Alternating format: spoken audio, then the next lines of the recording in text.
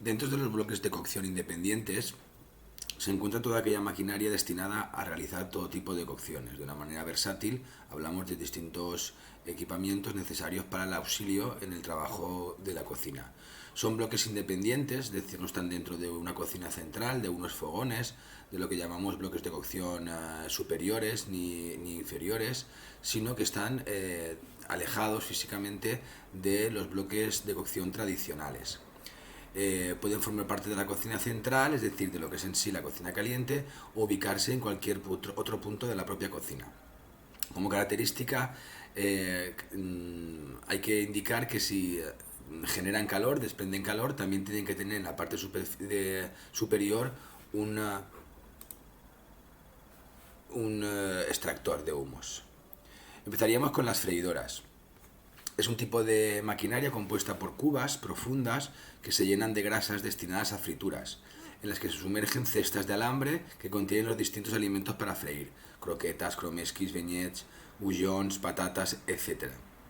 Esa cuba o ese lugar donde se dispone la grasa tiene un nivel máximo de grasa, y la propia cuba puede ser, o la propia cesta o cestillas, pueden ser redondas, rectangulares, cuadradas, dependerá. Hay de 5 litros, de 25 litros, de 15 litros, de 10 litros, dependiendo de nuestro uso. Y también, por otro lado, se pueden ubicar dentro de la cocina piano como un módulo fijo, o bien también colocarse de manera independiente fuera de la propia cocina. Pueden funcionar a gas o mediante resistencias eléctricas. Normalmente las de mayor uso son de gas, que se enciende se enciende una resistencia de gas, calienta el aceite y el aceite fríe el producto que está dentro de la cesta. Normalmente no lleva tampoco temperatura, lo que lleva es un termostato, como decía. El termostato hace referencia a una numeración entre el 1, que es la menor numeración y menor temperatura, al 7 o 9, que es la mayor temperatura, la mayor potencia de gas, la mayor extracción de gas. Para saber más o menos la temperatura que se alcanza, bastaría con multiplicar por 30 ese número y conseguiríamos saber la temperatura aproximada. Por ejemplo, si lo ponemos al 7, está a 210 grados, porque 3 por 7 es 21. Es indispensable la utilización de freidoras que alcancen temperaturas adecuadas rápidamente. La temperatura de la materia grasa es inferior a la idónea, el producto absorbe mucha cantidad innecesaria de grasa y resultará demasiado graso y, como consecuencia, indigesto. Es decir, la temperatura de fritura tiene que ser constante, y el equipamiento que tengamos para ello también tiene que alcanzar esa temperatura constante, aproximadamente 180 a 190 grados. Si queremos pochar patatas por ejemplo, utilizaríamos la misma freidora pero a menor temperatura, a menor punto de termostato. Si no tenemos buenas temperaturas para la fritura, el producto absorberá mucha grasa y quedará, como se dice aquí, indigesto, y aparte, desde el punto de vista organoléptico, quedará blando, quedará sin lo que nos esperamos cuando pedimos algún elemento crujiente en la carta de un restaurante o guarnecemos con ese elemento crujiente cualquier plato de nuestra carta. Se clasifican mediante aquellas que se llaman de calor directo o las que se llaman con zona fría. Las que se llaman calor directo son aquellas que las resistencias eléctricas o los quemadores de gas se sitúan en la parte inferior de la cuba, por lo que las partículas que se desprenden de los alimentos que se han frito se carbonizan rápidamente y se altera la calidad de la materia grasa. Degradación de la grasa, que se llama. Lo que conseguimos al final son alimentos indigestos y demasiado coloreados. Es cuando un aceite pues se quema muy rápidamente, porque la resistencia eléctrica o la de gas la de gas normalmente está colocada en la parte inferior, pero bueno, está en el contacto directo con el aceite y rápidamente se quema y se carboniza ese aceite. El mejor aceite que solemos decir para freír es el de oliva. Lo que pasa es que por su coste, pues muchos establecimientos no lo utilizan. Utilizan aceites de girasol o de semillas o compuestos oleicos resistentes al calentamiento y el enfriamiento continuo del propio aceite durante varias veces. Luego están las que se aconsejan, que son las que llaman con zona fría. Aquellas que tienen zonas frías tienen la misma tolva, pero en la parte inferior de la tolva hay aceite frío. Es decir, la resistencia está en la parte superior del aceite frío. Imaginamos la propia tolva con un final como de forma cónica. En la parte inferior de esa tolva es donde se coloca el aceite frío, y la resistencia llega hasta el mitad de la freidora, calentando únicamente el aceite que está en la parte superior. ¿Qué conseguimos con esto? Pues que todas aquellas partículas flotantes, en lugar de quedarse requemándose en el propio aceite caliente, se precipitan en la parte inferior y caen en el aceite frío. Luego bastaría con dejar enfriar la freidora, que siempre hay que dejarla enfriar antes de vaciarla, vaciar colando ese aceite frío, y cuando llegamos al aceite sucio paramos y ese aceite se puede volver a utilizar, ¿vale? Al final, como resumen, lo que conseguimos son mayor tiempo de uso del propio aceite y mayor o menor nivel de sustancias carbonizadas, que son altamente tóxicas para nosotros, pues menor presencia de esas sustancias carbonizadas en el propio aceite. Nos dice: en la parte inferior de la cuba se dispone un volumen de aceite cuya temperatura es menor de 60 grados. Normalmente es un tercio del volumen del total. Esta particularidad permite la precipitación, es decir, la caída de las partículas que se desprenden de los alimentos fritos, cuya temperatura no es lo suficientemente elevada para carbonizarlos. Esta decantación preserva intactas las características de la materia grasa durante más tiempo, prolongando de esta manera su periodo de utilización. Aquí tenemos una explicación de la freidora con zona fría. Tenemos de arriba para abajo la cesta donde van los alimentos, la zona de seguridad, es decir, la freidora nunca se llena hasta arriba porque el aceite, cuando introducimos el sólido, se puede desbordar, y de esa manera evitamos que se desborde. Incluso la propia freidora no acaba nunca en recto, sino que acaba siempre como con dos lados abiertos para que el aceite llega hasta arriba en el caso de que se quiera salir, y finalmente choca contra una especie de paredes físicas de presión y cae otra vez en las burbujas o la espuma del aceite. Luego tenemos la zona de cocción, donde está el aceite a temperatura de fritura, y luego tenemos la zona de aislamiento que llamamos, la zona de donde van las impurezas, la parte de abajo el aceite frío, el elemento de calor, y luego debajo la zona de decantación con filtro, donde ahí caería el aceite que está ya limpio y ya colado.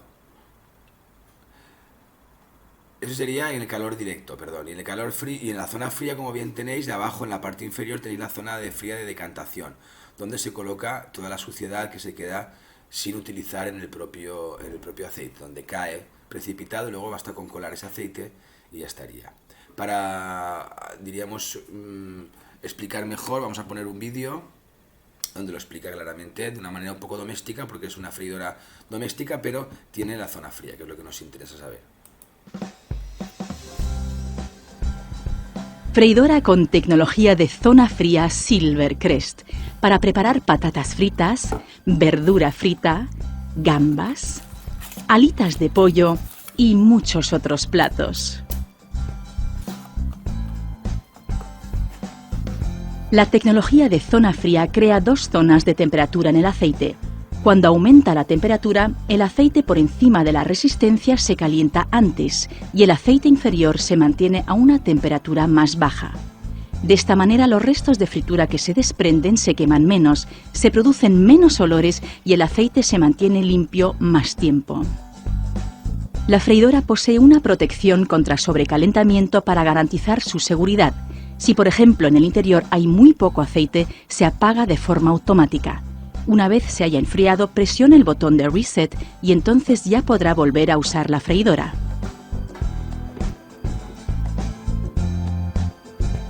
Llénela hasta la marca de máximo, preferiblemente con aceite de freír líquido. Le recomendamos que caliente el aceite entre 10 a 15 minutos antes de comenzar a freír.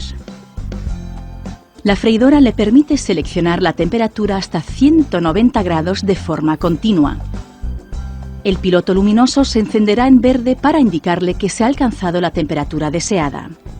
Llene el cestillo con los alimentos, también prestando atención a la indicación de máximo. Introdúzcalo en la freidora y cierre la tapa.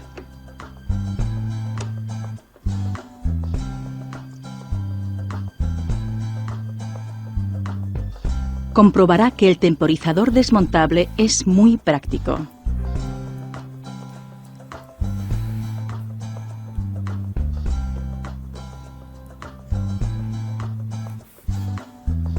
Un consejo más: cuando quiera fundir grasa solidificada, pínchela con un tenedor para que el vapor de agua pueda salir mejor.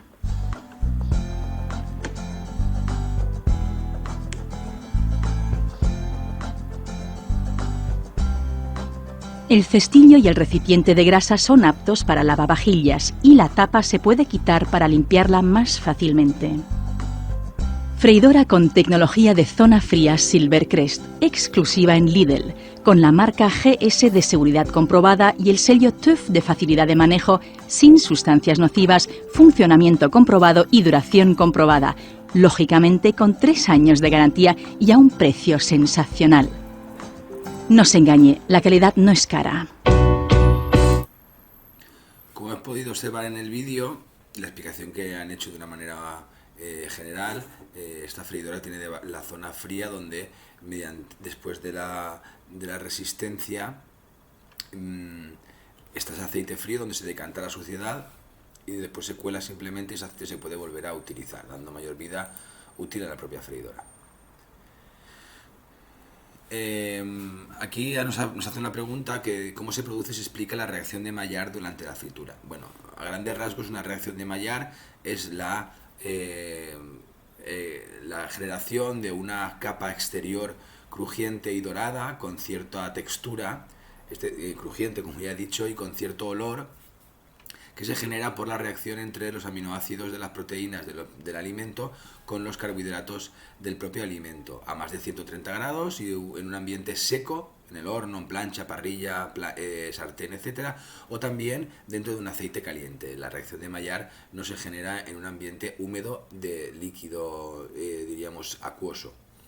La producción se hace básicamente por eso, porque se aplica en temperaturas muy elevadas, en un ambiente seco o en un ambiente graso, a más de 130 grados. Ya empieza a colorear. Esa coloración es lo que llamamos reacción de Maillard. Y durante la fritura es porque el aceite está a una temperatura tan elevada que hace esa reacción entre carbohidratos y proteínas. No hablamos de caramelización, porque eso querría decir que hablamos únicamente de carbohidratos. No hablamos de coagulación, porque eso quiere decir que hablamos únicamente de proteínas. Hablamos de reacción de Maillard o Maillard.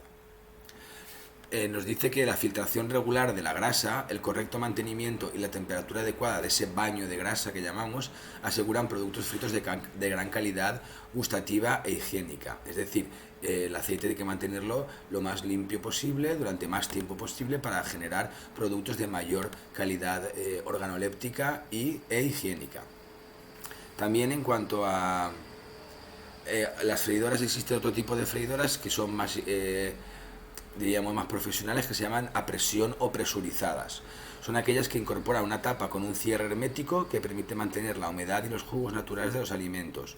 Normalmente se dispone de paneles de control y sistemas de filtración de la materia grasa. Se gasta para grandes industrias agroalimentarias, para hacer una prefritura, o también en cocina de colectividades, para cuando hay que freír mucha cantidad, se introduce una tolva, o en la tolva se introduce una cesta de mayor tamaño y ahí se introduce el alimento, se baja la tolva de manera automática o manual, se tapa y con presión lo que conseguimos es freír a menos temperatura porque las presiones son más bajas, cocemos a menos temperatura y como hay vacío, la atmósfera modificada de presión también disminuye y por tanto se fríe mucho antes a temperaturas más bajas, es decir, unos 110, 105, incluso 95 grados de temperatura del aceite. Pero claro, como modificamos la presión atmosférica, modificamos las condiciones de fritura, la temperatura del aceite es menor.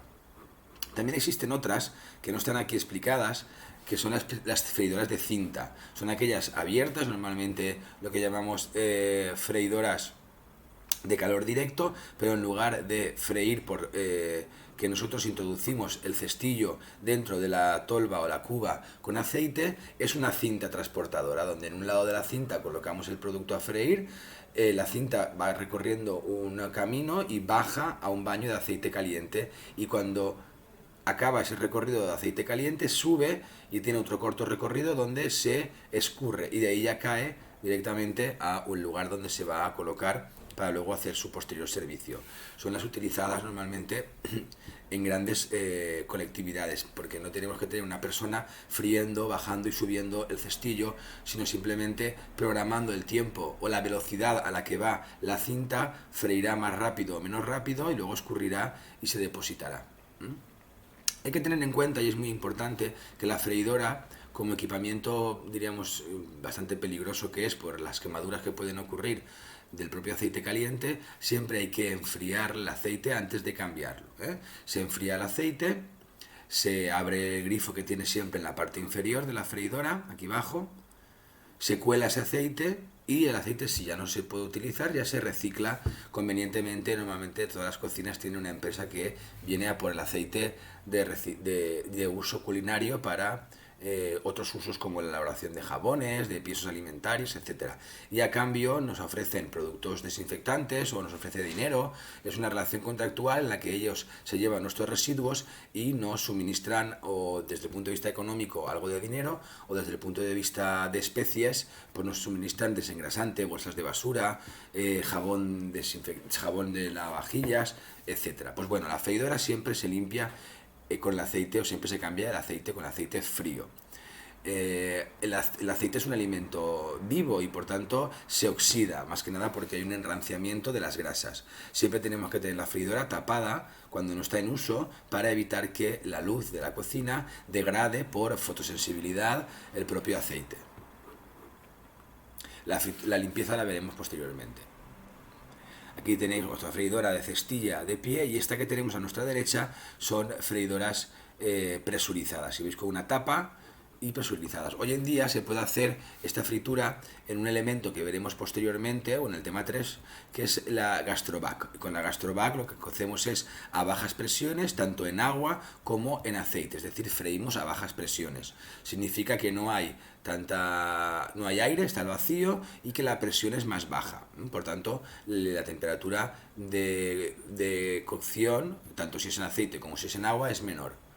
Y hay un mayor mantenimiento y, digamos, respeto hacia el aceite y hacia el producto también.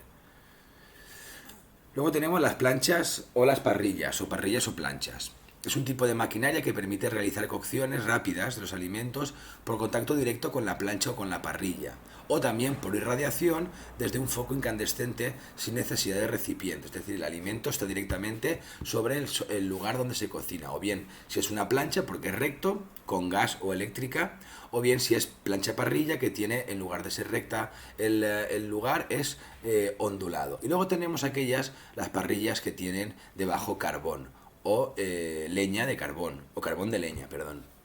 Ese carbón, el producto se cocina colocándolo encima de unas rejillas que primero, por conducción del calor, al calentar ese carbón, ese hierro, cocina una parte del alimento, y la parte que está entre los huecos de las varillas de metal o de acero se cocina por radiación.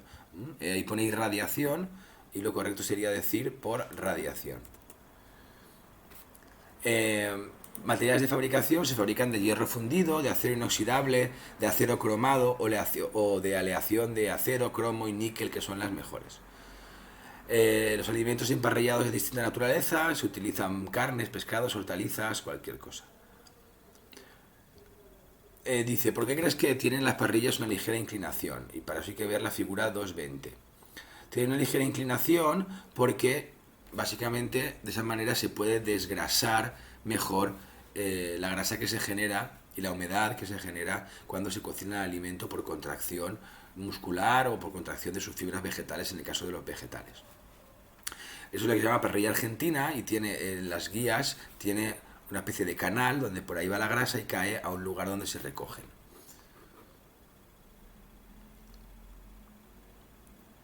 Tenemos lo que hemos dicho, las parrillas por contacto directo, cocción por conducción, es decir, conducción quiere decir que el calor pasa por contacto de una materia a otra materia, es decir, el gas o la resistencia eléctrica calienta la plancha y esa plancha calienta y cocina, por tanto, el alimento.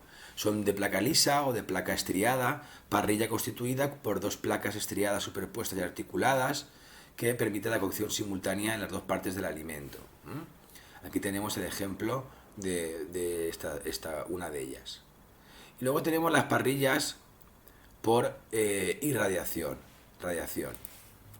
Son de carbón, roca volcánica, cerámica o porcelana. Son materiales refractarios que aguantan la temperatura elevada, muy elevada. Tiene bastante incandescencia, se produce por resistencias eléctricas o también por quemadores de gas. Y también las hay que son de carbón o cuando se hace en un lugar abierto.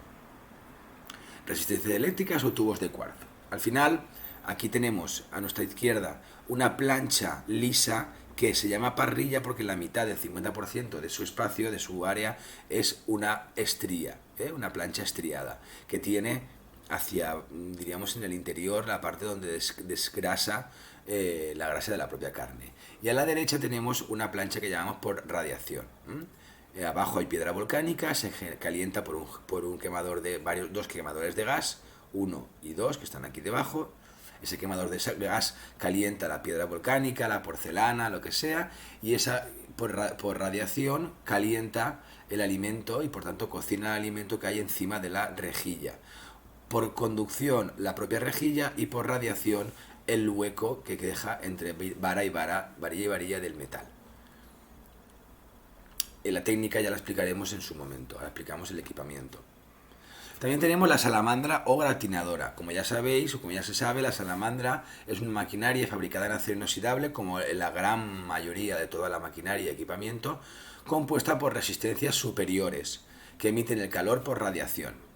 La mayoría de ellas son eléctricas, aunque hay algunas más antiguas que también son de gas, y se regulan mediante potencia, del 1 a un número, a una numeración, y luego el infinito que llamamos. El infinito hace referencia a un calor incandescente, un calor que rápidamente dora. Las aplicaciones básicamente son para gratinar, para glasear, para tostar y para calentar levemente algún producto. También se aplica como técnica culinaria, como equipamiento para aplicar alguna técnica culinaria mediante la cocción por radiación, normalmente pescados, mariscos, elementos que se cocinan de una manera muy rápida.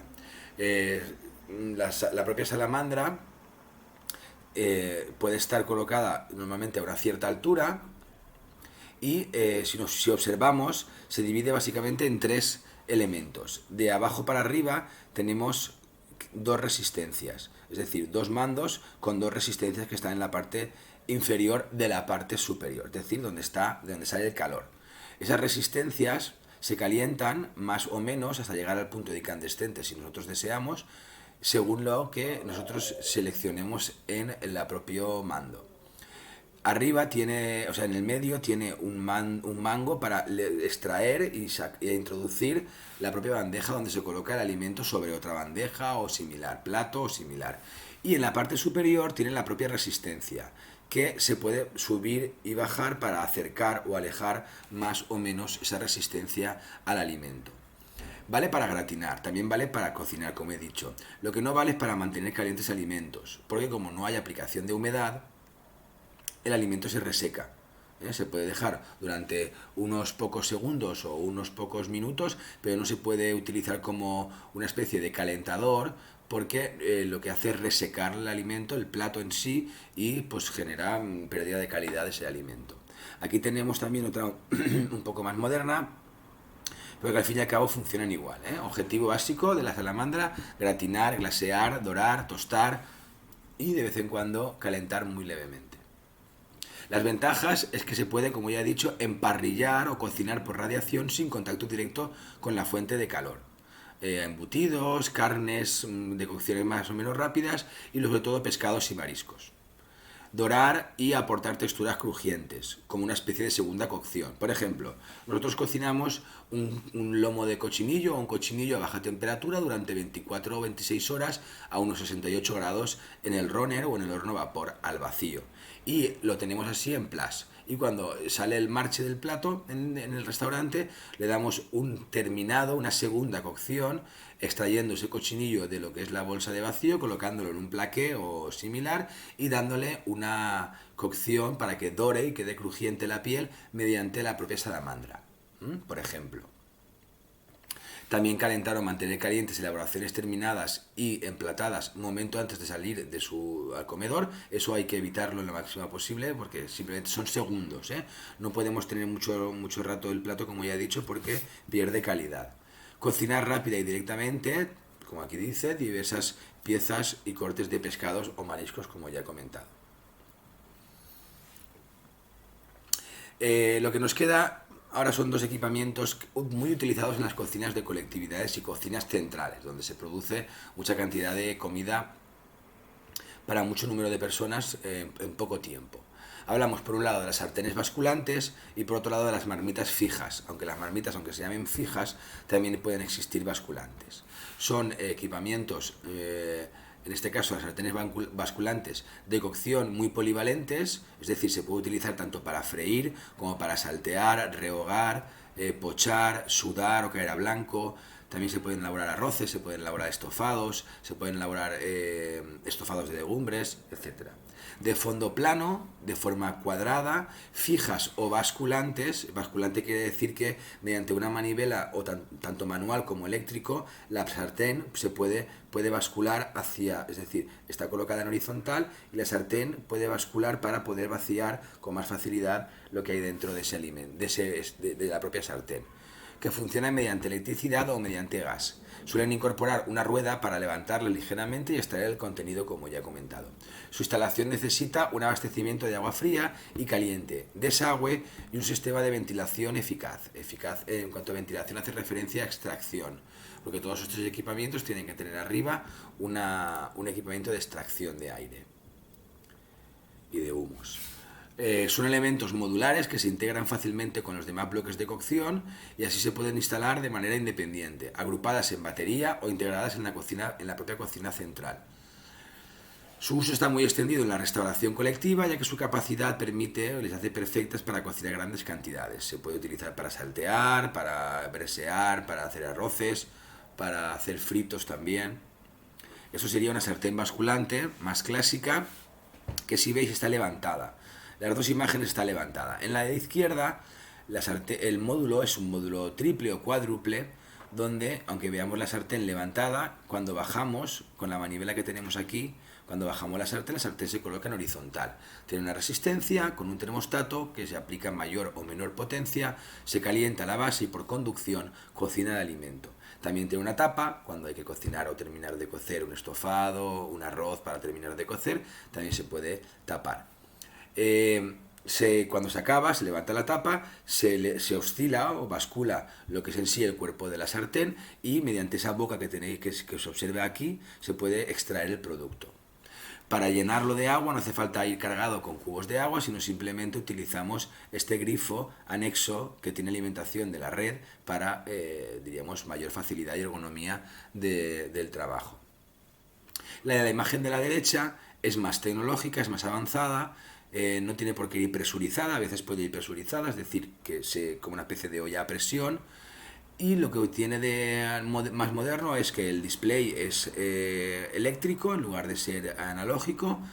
Eléctrico me refiero a informático, con un software informático en lugar de analógico, y que tiene un movimiento rotatorio constante de unas palas que mueven el alimento para evitar que se agarre. Por tanto, tú puedes estar trabajando con ese sartén basculante, incorporarle el movimiento del aspa rotatorio de ese eje y no tener que estar tan pendiente de ese sofrito o de esa elaboración X, sin tener el riesgo de que se pueda agarrar o que se pueda quemar. Esto básicamente, cuando se pone una de ese estilo, se ponen varias en la implantación de la cocina central, porque vamos a elaborar mucha comida para mucha gente y de esa manera tenemos mayor soltura a la hora de trabajar, menor problemas a la hora de que se pueda agarrar, se pueda quemar, etc. También tiene su grifo incorporado, lo que pasa es que no se observa en este caso.